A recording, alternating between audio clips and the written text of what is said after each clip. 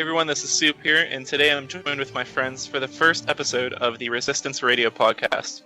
With me here I have three of my friends, and the first of which is Rico Chico Maliko, someone you might be already familiar with. Hi guys, yep, I'm Rico, like Soup said, probably familiar with me already, especially if you know who Soup is. Like everyone else here, I'm a big Star Wars fan. The main focus of my channel is Star Wars Versus series, but beyond that I also do a series on the lore of Force powers, and I've started branching out into crossovers as well. Really looking forward to this first episode, so hopefully we can have a ton of fun. Another YouTuber you may recognize if you watch my videos is AI Central. Hey guys, what's up? AI here, and if you guys know who I am, you probably know who Soup and Rico are as well. Yeah, I do Star Wars videos, mostly Versus, trying to branch out more. I'm also thinking of taking on other franchises like Halo and Warhammer. I'm also on Comic Vine as well as AI Artificial Intelligence. And yeah, I hope this attempt at a podcast goes a lot better than our previous few. And someone you may not already know, but someone who is easily as knowledgeable as any of us is Emperor DMB from Comic Vine. Hey guys, I'm Emperor DMB. I'm not a prolific Star Wars YouTuber, but I am a prolific member of Comic Vine, where I posted various blogs, and I consider myself to be an expert primarily on things Darth Bane related and related to the ones of Mortis. Today we'll be talking about two different topics. The first topic is characters we would like to have further expanded upon, either through comics, novels, movies, video games, etc. And this can be expanded universe characters, it can be canon characters. And the second is new characters or obscure characters or events we would like to see further expanded upon that really haven't been expanded on at all, or very little as of yet. So starting off on the first topic, a character I'd really like to see further expanded upon is Quinlan Vos in the new canon. And the book having been out for a year, I think it's kind of a free game to have some spoilers discussed. Dark Disciple, I wasn't really happy with it at all. It seemed like they were banking on attracting Quinlan Vos fans from the expanded universe, but they ended up making a kind of bland version of him. So since they went out of their way to bring him into the new canon, but have him be so, in my opinion, mediocre, I think they should go in a kind of radical direction and have him be totally different than he was before. Well, not totally different, but have him his story be drastically different, rather. I'd really like to see him further expanded upon, either by entering the continuity of Rebels, maybe not through the show, because he might be a little bit too dark of a character. Yeah. But it would be cool to see him in a new comic or another novel, exploring him further. Because I don't know about you guys, but I thought his debut in TCW was pretty bad. Yeah, it was very off. Do you think Dave Filoni should give the author of said novel, plot direction? To us, What'd you say? you say should Dave Filoni give the author of the novel a hand in terms of character development, but to be honest, Dave Filoni is probably just as much to blame for his character. Yeah. I'm not one of those guys who bashes on Filoni or Lucas just to bash on them, but there are a few things that you really kind of have to call Dave out on. In my opinion. I agree. Definitely. Yeah, though I did enjoy a lot of the Clone Wars, so credit where credit's due. Yeah, I agree. He completely ruined Grievous, in my opinion. Yeah. I'm pretty harsh on Filoni when it comes to Grievous, especially. I do feel like they were redeeming their portrayal of Grievous in seasons 6 and 7 and stuff. If Son of Dathomir and the unfinished Utapau arc is any indication. Yeah, I actually agree with you. Yeah, the unfinished episodes, I saw them. I watched a couple of them on the Star Wars site, and they actually looked like they had some potential. Even some of the clips that were done, I've seen on YouTube, they looked pretty interesting. To be honest, but obviously probably never gonna get those. But they did look interesting. I will admit. He kind of came back to his former self for a bit when he attacked Dathomir. But aside from that, on Dark Disciple, again, he was just made out to be completely inept and incapable of doing anything. Yeah. So that's Yeah. another character I'd actually like to see. Pretty inconsistent. Yeah. So what about you, Rico? It's one of the characters you picked. A character I'd like to see more expanded upon, although there's a slim chance because Legends, of course, is no longer canon, is Darth Nihil from the Legacy era. I think I'm part of the general popular opinion that Nihil was probably one of the more favoured members of the Sith Order, because I think what attracts me and a lot of other people to him is that besides Darth Krayt, Nihil is the only member that was not born into the Order. He was born into something else. Mm-hmm. And of course, like Krayt, Nihil used to be a warlord. He used to be a ruler. He had a leader. He had people to serve him. He knows what it's like to be in a position of power. So you get this sort of an ambitious streak, if you will, when you look at his character. I would have liked to have seen more of not only his past, but I'd like to have seen what he did with the One Sith Order, because for those who haven't read Legacy, at the end of Volume 1, Nihil takes up control of the Order, and he takes them back into hiding.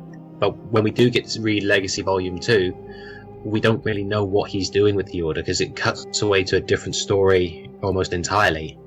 Yeah, exactly. Yeah. I know what you mean. I mean, I think it would also have been cool to see, like, Nihil in this, scheming role, because he's usually a warrior, isn't he? He's more of the guy who likes to, be the head of the battle rather than sit back and plan and scheme and stuff like that.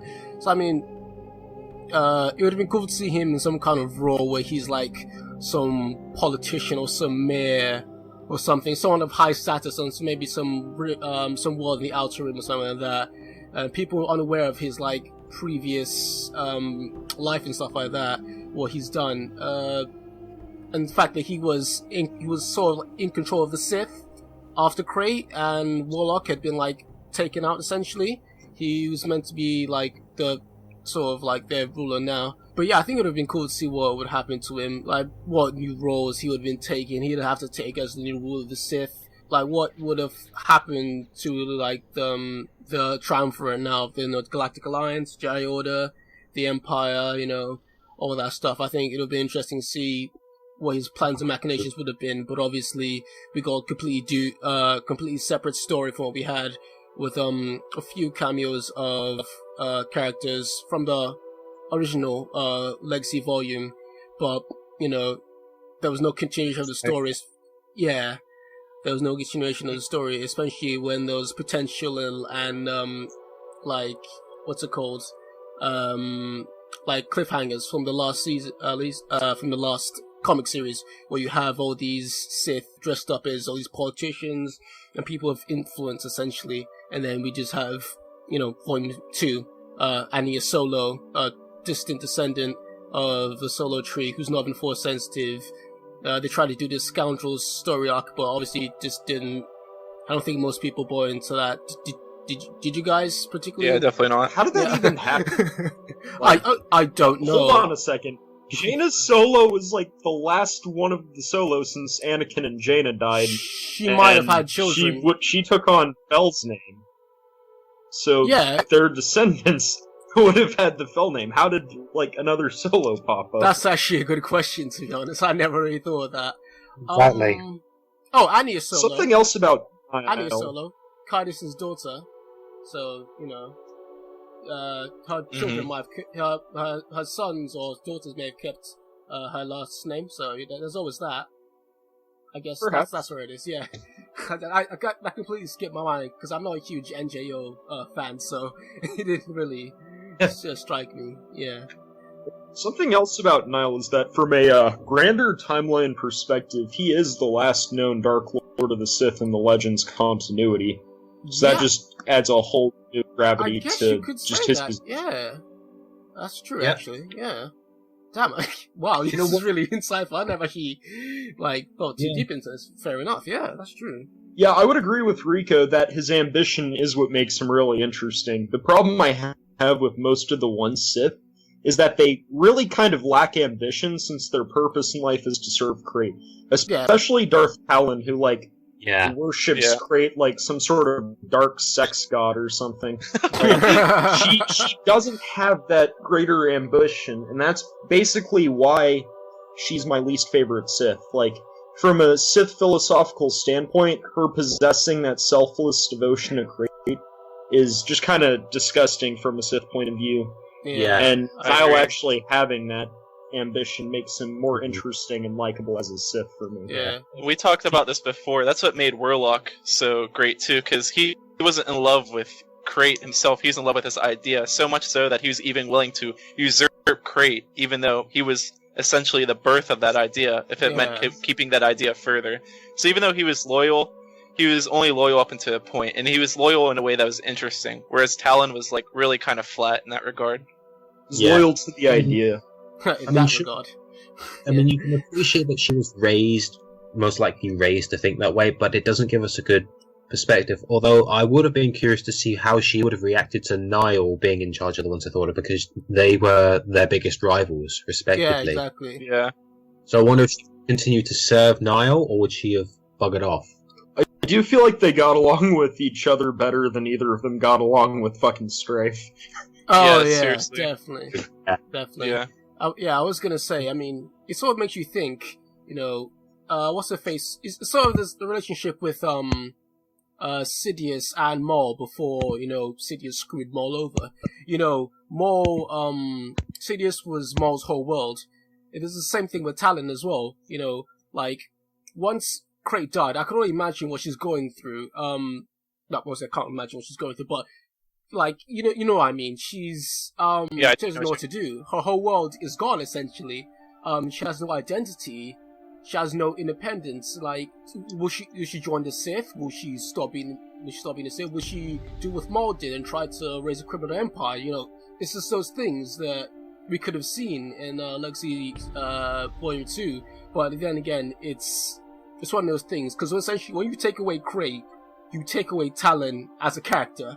You take away her reason, her motivations for being who she is, essentially. There's nothing more to her than just Crate. You know, that's... Yeah, I agree. Yeah, that's really interesting. Yeah. Shit, that kind of makes me wonder, because I've never actually read Legacy, but how did Talon handle it, like, for that long period of time where everyone thought Crate was dead?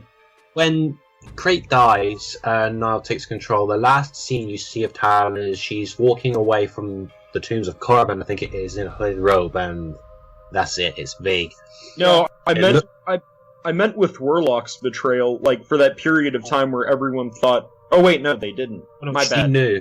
Oh, she knew no. Crate survived. Yeah, she knew Crate survived. Everyone thought he was in stasis. Warlock lied to everyone. What am I saying? Yeah. Yeah, she was the one to find Crate after he survived. Yeah. She was like guarding him obsessively during that time. Oh yeah. I can like imagine. literally watching him sleep. That must have been heaven for her, honestly.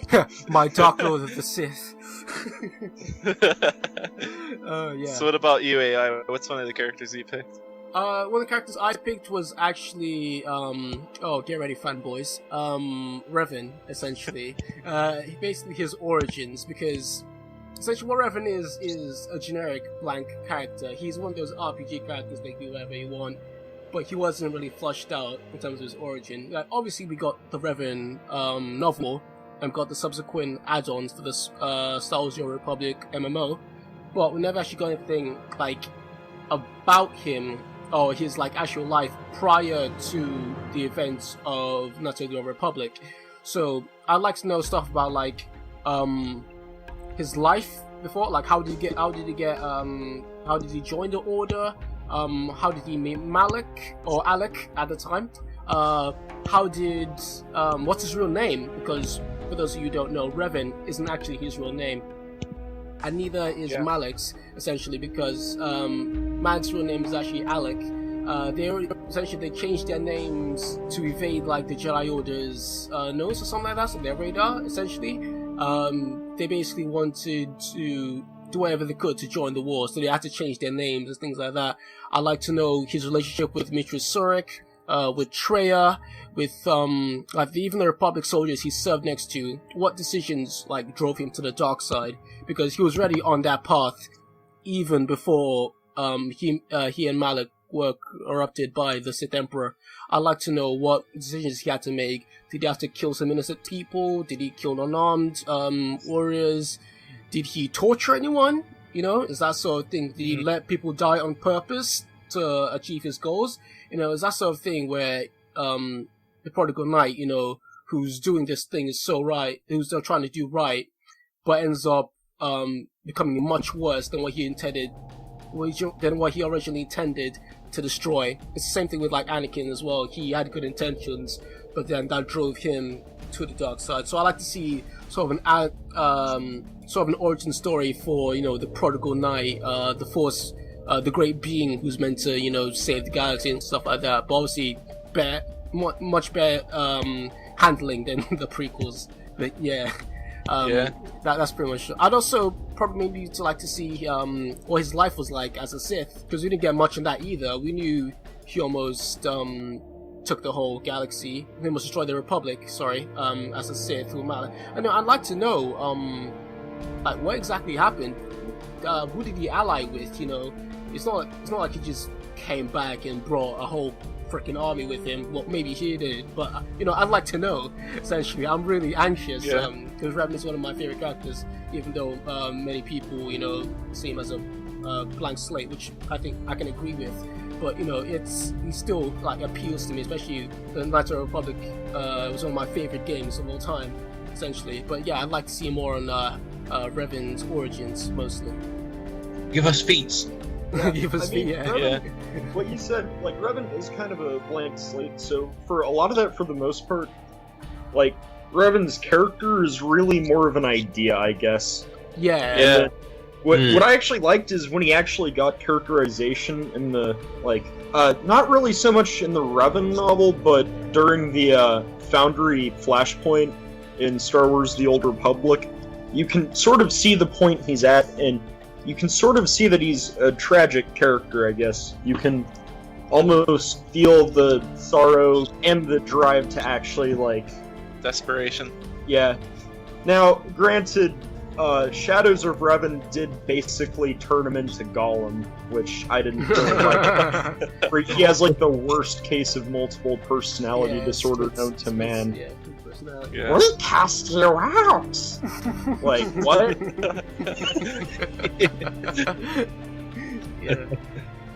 He's one of the better characters to do that with, too, because, we've proven, or not we, but, like, the expanded universe has proven you can take characters that are, like, blank slates like that from a video game and turn them into, like, a really interesting character. Oh, yeah. They did it with Jaden Core. Jaden Core was extremely bland in the Jedi Academy video game. But then he got Cross Current and Riptide, and he featured a little bit in NGO as well, or NJO. But he's really well fleshed out, and because Revan was like, he's been through so many different phases of his life. Like there has to be some place within like his life that we can like further see. Yeah, he had his mind wiped and everything, and like he lost his family, and his greatest enemy has kept him for 3 centuries in stasis, you know, plunging through his mind. So obviously you can expect the guy to be, you know, off his rocker. Yeah, that's what I think one of the best things about a blank slate is, because it gives you so much potential as to what you can do with a character. I mean, like, going back to Talon, she was a blank slate, which that was why I wanted to see that era of Legacy expanded upon, because that could have actually given us something to make her likable. Yeah, I agree. So what about one of the people you picked, D&B? Well, if I'm permitted to cheat... No, go ahead. I was mainly thinking about the intermediary Banite Sith Masters, the Sith in the Banite line between Darth Bane and Darth Plagueis. Oh, yeah. I would have liked to have seen them more explored. Like, with Zana, I would have liked to have seen how she handled the role of the Master after seeing 2 books where she's the apprentice. I would have liked to have seen her in a galaxy without Bane actually having to take the reins of the Order itself, and really just kind of wonder what kind of post-death thoughts she would have about him. Like, obviously she wouldn't think of him as somebody beyond her, but she would, like, admire his legacy still and try and do her best to respect that. And then Cognis as well. For those of you who aren't aware, Cognis was Zana's apprentice, and she had this ability to summon visions of the future. And with enough training, I would have loved to have seen how she could manipulate the galaxy on a grand scale with so much knowledge of what events would affect what specific outcomes, and just how that would lead to the rise of the Grand Plan. And then, of course, there's Darth Vectivus, who is touched upon in the Legacy of the Force series, a Sith who wasn't really all that bent on galactic domination, and just kind of really enjoyed, I guess, Sith lore and knowledge while living a basically normal life aside from that. That would have been interesting to see. And then, of course, you have the Gravid Gene storyline mentioned in Plagueis, where one of the Sith got obsessed with the light side and is driven mad trying to straddle the light and the dark, and how Gene had to kill him. I would have loved to have seen that fleshed out, because that's actually a really interesting concept. But most of all, I would have really loved to see what Darth Ramage was like. He was a Sith Lord mentioned in the Jax Paven novels, and it's not really known even what species he is, but just from the powers that he was experimenting with, he was like experimenting with some pretty advanced Sith illusions. But most interestingly of all, he experimented with time manipulation. Oh yeah. He was evidently a pretty fucked up individual, since a lot of those experiments involved, I guess, torturing and dissecting these weird alien creatures that could see the future. No, but I mean, like, true, but that did just strike me as pretty screwed up, because it was almost genocidal, I guess. Yeah, I think, didn't Cognis have, like, this apprentice, or she had two, she tried to get rid of the last one, Darth Millennial? He, like, started a cult or something. He had, like, a third eye, and didn't he have, like, similar powers to Cognis? So, you know, that's, yeah, they had, like, a falling out, because he thought Lord Khan's philosophy was superior to Bane's. Oh, right. Oh, clearly not, because, you know, Khan is part of the dead. You know, but yeah. And just, I guess, thematically, the machinations of the Banite line are responsible for pretty much all of the war manipulation events that go on in the movies. So, it really would have been nice to have seen a lot more of the process that went behind that. Yeah, that's true. Because, you know, the Sith have been accumulating knowledge and influence over the years, generations. You know, as they grow their power, they're also growing their influence over the galaxy and the, you know, the Republic, making it ever more corrupt, bringing the degrading the Jedi as well. You know, it's all this matter of time and scheming. You know, I'd like to see what else would have gone in, because I know Darth Bane had this nest of informants around the galaxy, essentially, which would tell him what was, like, inform him what was going on, and anything important, anything critical. He and Zana would also involve themselves with any upstarts, rebel groups, essentially, like insurgents, essentially. For instance, there's these rebel groups on Sereno. So for those of you who don't know, that's Count Dooku's home world. Basically, so Sereno is on the Outer Rim, and there's this group of nobles that are trying to, you know, make themselves separate from the Republic. But essentially what Darth Bane and Zana do is they manipulate them into making them fail on purpose and making them, like, step on their own toes, essentially, so they don't get any traction. Which, you know, further helps their cause, because it draws attention away from the Sith and more towards, you know, other distractions, stuff like that. You also get the same thing with, you know, the Stark Hyperspace War and the Yingchori Crisis. You know, that's all part of the Sith. They're manipulating everything, and that's slowly degrading the Republic and the Jedi, you know, building themselves up, essentially. I can interject something about the rebel insurgency on Sereno. At the beginning of the Banite line, in the incipient stages of the Grand Plan, Bane and Zana sabotaged the insurgents so that the Republic wouldn't be weakened, so that it wouldn't fracture, because Bane figured that the Republic being one entity would be a lot easier to manipulate than if it fragmented and the galaxy became a lot more chaotic. But also the fact that if there's not as much of a threat to the Republic, the Jedi would grow, I guess, more complacent in their peace and become less prepared to deal with conflict, which I personally think is what all the insurgencies that the Sith caused at the end of the Grand Plan were about. Like, after the Republic had been stagnating and weakening for 1,000 years, the Sith would, like, manipulate the rebels to really confront them with issues they hadn't been forced to deal with in a millennia that they weren't really prepared to handle. Okay, because I was under the impression that the reason Bane didn't let any of these, insurgencies grow too large was because it would make it more difficult for them to manipulate these rebels, essentially, because not only do you have the Republic to scheme against, you also have all these different rebel factions popping up. Maybe I'm mistaken, but I think... Oh yeah, that was definitely a part of it, because yeah. he actually did say that to Zahn, that a single entity is easier to control.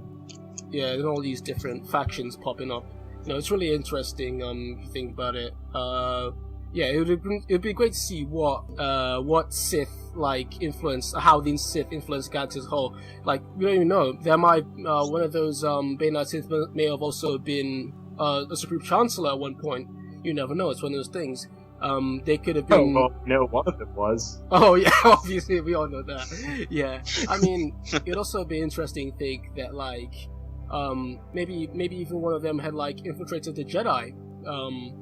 They were posing as a Jedi, perhaps. Because I know, in the Old Republic, timeline, there was this whole, these Jedi, essentially, they weren't Jedi, they were a family of pretenders.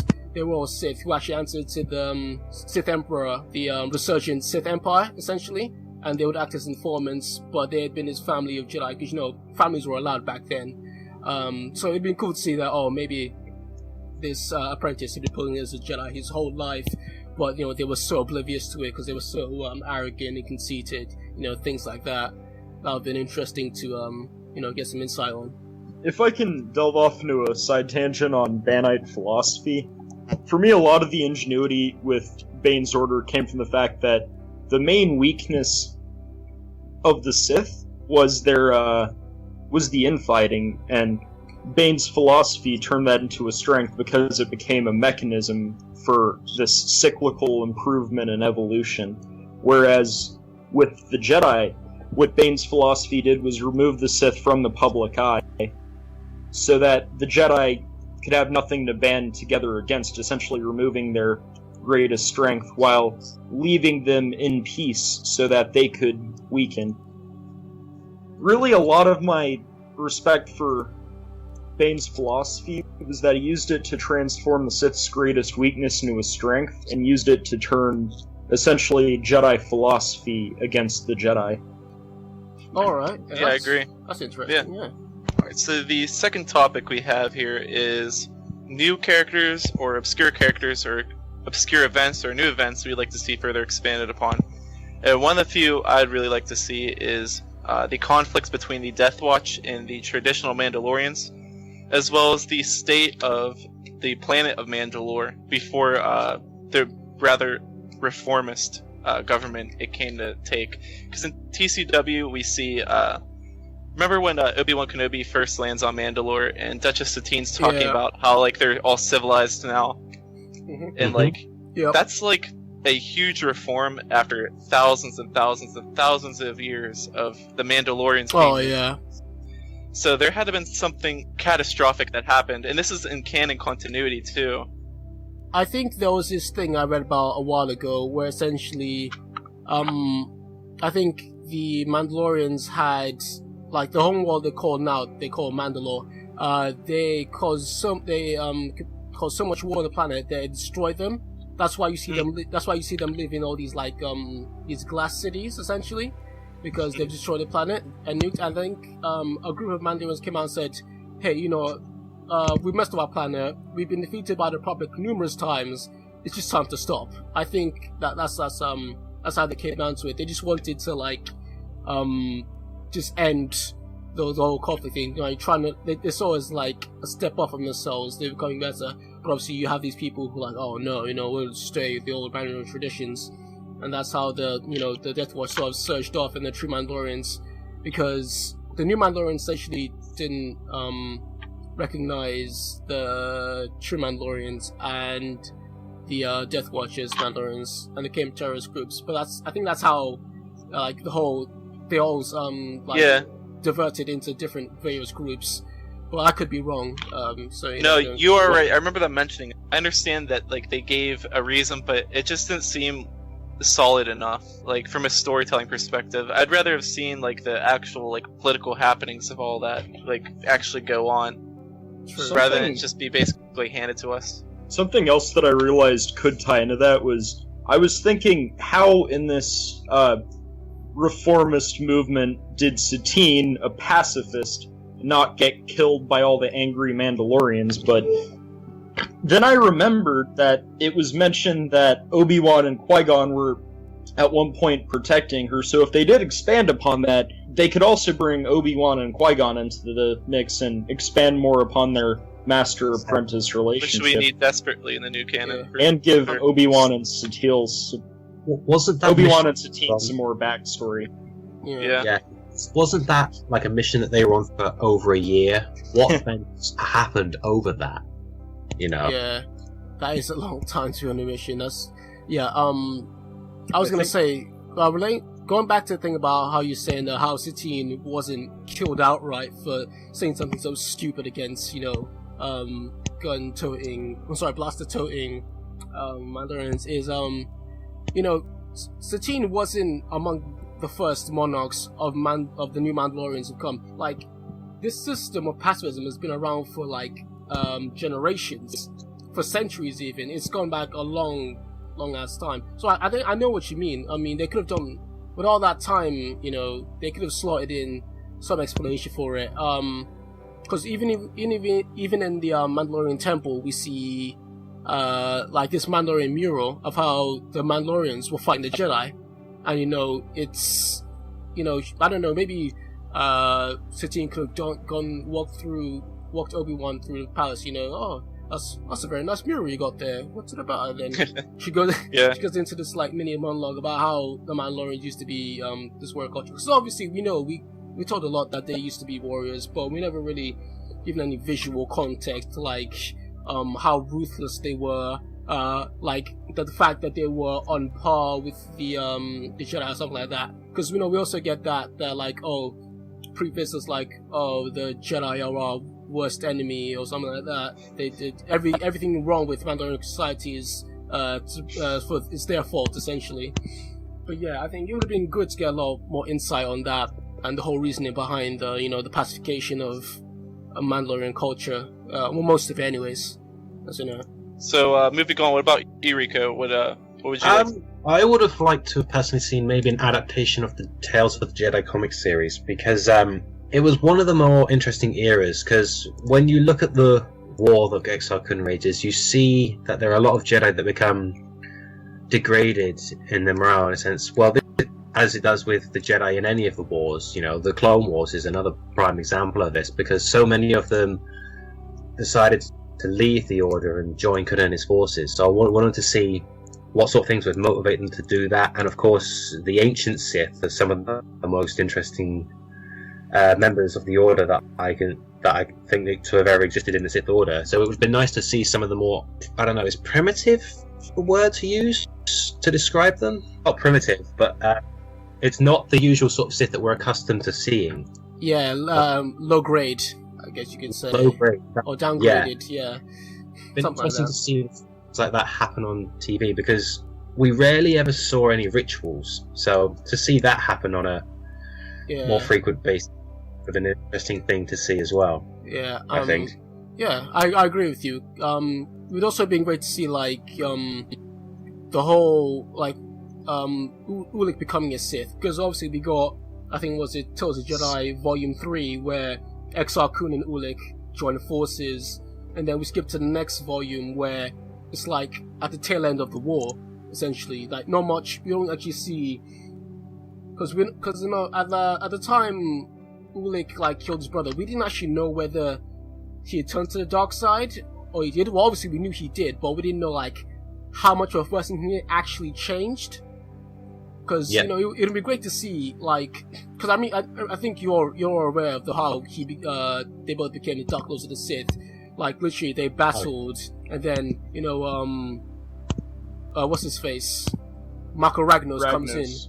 Yeah, he comes in. It's like, you guys, you're Sith now, and then they like clasp hands and they're bros for life. Like, I was like, what the hell? That's so random.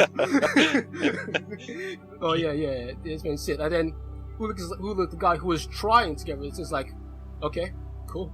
Like, is this, you know, didn't Yeah, that was always kind of weird to me. yeah, didn't seem to be a bit off to you. It's like, oh, what? It's like, I'm not becoming a Sith. Leave me alone, Kay. Yeah. Leave me alone, Nomi. Guess what? Comes a freaking Dark Lord of the Sith. Oh well. Yeah, go on. What are you gonna say, Dylan? Yeah, especially since Kun, like, evidently interrupted Ulick getting laid. Like, Ulick and Alima are, like, sitting on a bed. Ulick doesn't have a shirt on for some reason. Like, that was going somewhere, and Kun just kind of interrupted that. Oh yeah, exactly. Yeah. Yeah, it always stood out to me. I mean, I want to see. It would also be great to see like their relationship. You know, did Ulick try and like challenge what's his face, Exar Kun a couple of times? You know, as every Sith apprentice does. Mag did it. He got his Georgia taken off. Yeah, you know, did he try scheme with anyone else? But by the looks of the Dark Souls of the Sith, like he didn't. He seemed pretty loyal up until, you know, he told Kun out against all the Jedi. But you know what I mean. He didn't try and vie for power. I think that was always more of Alima's sort of thing, even though she tried to like stab him in the back. But obviously, yeah, it'd have been interesting to see like from that period to that period what happened. I agree with you. Tales of the Jedi would have been interesting to see more of what actually, you know, what happened during the Great Sith War. You know, one of the most influential wars in the galaxy. Especially when you read the campaign guide, there's actually a lot about like characters from that era as well, especially like the Krath, as well as some Exar Kun's other apprentices as well. It would be great to know like more about them. You know, just more story essentially about that period in general. But yeah, it's I think it was Vodo Sios Bosk that was being accredited to being essentially the Yoda of that era. I think it was with Bernard. Oh yeah, it was Ood Bernard. You're right. You're right. Wait, I thought it was Boss was the Mace Windu Boss was of the the Mace era, I Windu of think. the era. Yeah. Yeah, you're right. Well, either way, both of those characters, I would really like to see them like actually have some feats and showings. Oh yeah, definitely. Even a little bit before that time. Exactly. See a lightsaber wielder wield a staff. I mean, we saw Rey do that, but we didn't ever actually saw someone fight a Force wielder with a staff yet. Come on. Yeah. I want that. Vodo's a weapons master, which is like yeah, he's one a of weapons the most master. honorary tools in the Jedi Order. Yeah, exactly. Which, He in was my one of the opinion, biggest. is more impressive than even being a battle master, but that's just my opinion. Yeah, I mean, he was the Mace Windu of the time, so that should pretty, you know, put into perspective. I expanded material. I'd like more expansion on. Are any of you aware with the Dawn of the Jedi comic series? Yeah. Yeah, like this is like the origin of like the Jedi Order and like the Sith as well. I would have liked to see more about what happened like afterwards. After, you know, what was his name? Like that Dathomir witch girl and Sesh and I can't remember her name. She was this ginger Dathomir witch. I'd like to see what happened. Was it?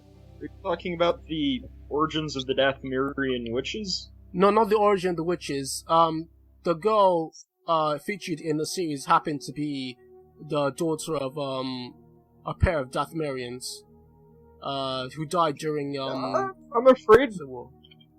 I could swear that that the Dathomirian witches weren't a thing until some time between the Rusan campaign in 1000 BBY and the movie era, because the Night Sister culture didn't start until like 600 for the movies. Yeah, no, this is before all the Night Sister culture and everything. This is when like there were still males on Dathomir. Like this was like regular. There wasn't any subjugation of Zabraks and stuff like that. This was like it's like the precursor to all that. Yeah, exactly. That, I mean, you think about it. This is a series that had the Sith training as Jedi, and you know, with canon conflicts, the Jedi didn't find the Sith until like later on after the 100-Year Darkness. So you know, I don't know. It's it conflicts with what we were already starting in Legends, but I still like the series a lot. But yeah, so basically what happens is Sesh is sent by the Rakata, his master essentially, to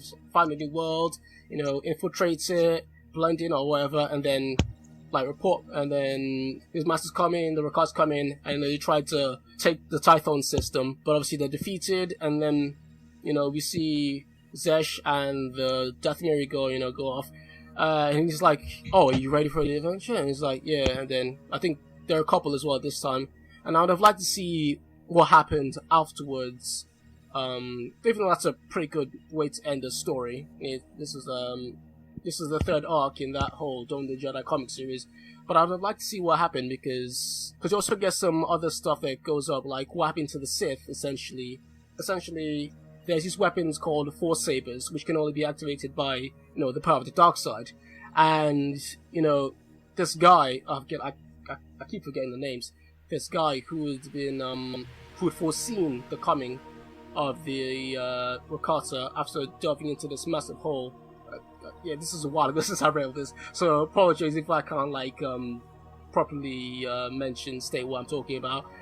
He gets this vision of the Rakata, and then after the Order's been exposed to the Force Sabers, because that's the only way they can fight.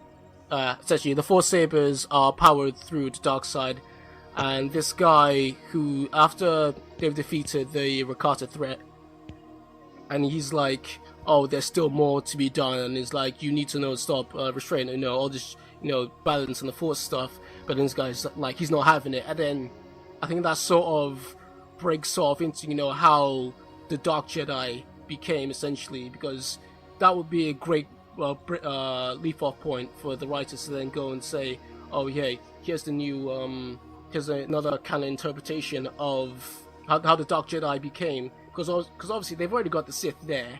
So, it's only they could just simply, have most of the pure-blood Sith who are there, and then just bring them over, have them join this guy, who's clearly, has no qualms about using the dark side. I mean, he's already dark side-ish abilities at this point, so, he's probably further down the line. I'd like to see what happened. So maybe, Sesh and this other girl I was talking about, they could, in some next arc, they could see those two come into conflict, him trying to stop this uprising of the Dark Jedi, working, and maybe they join him or something like that. But, it would be interesting to see, personally. Obviously, it's not the most well-known story or time period, but I just prefer the older Star Wars stories than some of the more recent ones. Yeah, that's, I'd love to see that, essentially. What about you, D&D? An era I would have liked to have seen expanded on, or a period of time, is I guess that period of time between NJO era and the Legacy series, because there was just a lot for me that I didn't really get closure on and wasn't really dealt with, I guess because the Legends continuity was for the most part discontinued. And there's a lot I would have liked to have seen there, like the development of Alana Solo as a character, since she's been hyped up quite a bit.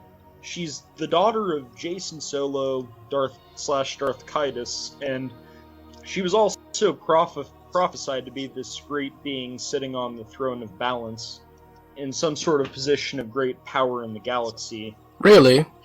Yeah, and she was also the first person we see Abeloth make telepathic contact with in the Fate of the Jedi series. Oh, okay. That sounds interesting. And so she's just kind of being built up, and for a decent portion of the last Fate of the Jedi novel, Apocalypse, the Lost Tribe of the Sith is actually trying to hunt Alana down because they know about that prophecy, and they don't want a Jedi on the throne of balance, in control of the galaxy, so they're trying to kill her. Oh, right. And also, I would love to see where her powers develop, because even as a 9-year-old, she's doing some crazy shit like shooting Sith down with a blaster, which is pretty insane, come to think of it. And also, I would have liked to have seen some closure on Luke's part, because specifically, Luke's journey beyond Shadows in Fate of the Jedi was very interesting. He goes into this, I guess, spiritual realm and he encounters the pool of knowledge and font of power. The pool of knowledge, which is said to give you knowledge of everything if you bathe in it, and the font of power, which is said to give you the power to do pretty much anything. And Luke is tempted by the font. He's tempted to drink from it to gain the power to save the Jedi Order from being destroyed again. And he decides against drinking it from it because he reasons that he's created the Jedi Order and that he needs to trust those who have followed him to carry on even after he's gone, so that the Jedi Order can stand on some strength other than his own. When he looks into the waters of the pool of knowledge, he sees himself, but he sees a broken down version of himself. The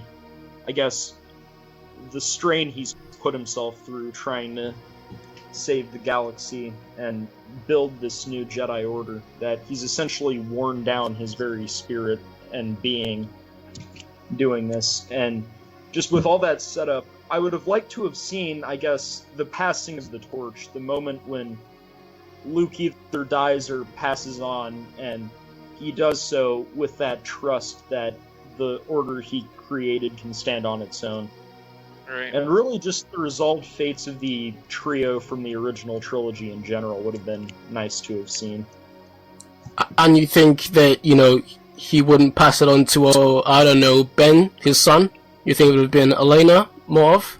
Because of the prophecy? I'm not sure what it would have been, but I would have liked to have, whatever it was, not necessarily him anointing a new leader, but just kind of him passing on and, I guess, dying content with that sort of trust in the other Jedi. Oh, okay. Because I don't know that much on the NGO period, so I'm just saying what I know. So if I'm just scraping the bottom of the barrel, I don't know essentially what happened, but that does sound interesting. Essentially. Quick question. I don't remember. Did Fate of the Jedi end concisely, or did it end on a cliffhanger? I forget. Well, it ended for the most part pretty concisely with, I guess, Abeloth's defeat, but there was the fact that one of her tentacles, since she's a creepy hentai monster thing,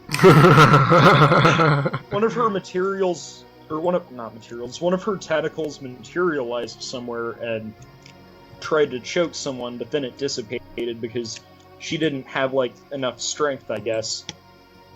Okay.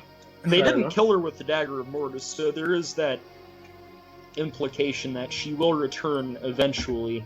True. Whether it be in Luke's lifetime, 100 years from that point, 1,000 years from that point, at some point Abeloth is going to return. And that's why Luke sent a team of Jedi to try and locate the Dagger of Mortis to kill her permanently if she reemerges. Fair enough. Alright, well, I think we're at the hour mark now, right? Anyone have anything else to add? No, I'm good actually. Okay, well, thanks for watching, guys. We'll be having more of these coming out. We haven't decided on a topic for episode 2, but we will be rotating these episodes onto other people's channels.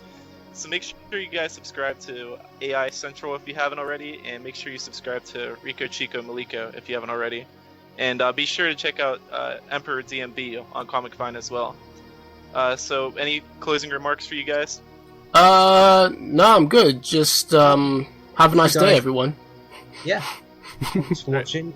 If you guys can think of another topic, or if you want us to answer questions in the next podcast, feel free to let us know. Yeah, that's pretty good. I'd like to say that this has been fun, and I guess this is my debut into the YouTube community, so thank you for giving me this opportunity. Oh yeah, definitely, dude. We're glad to have you on.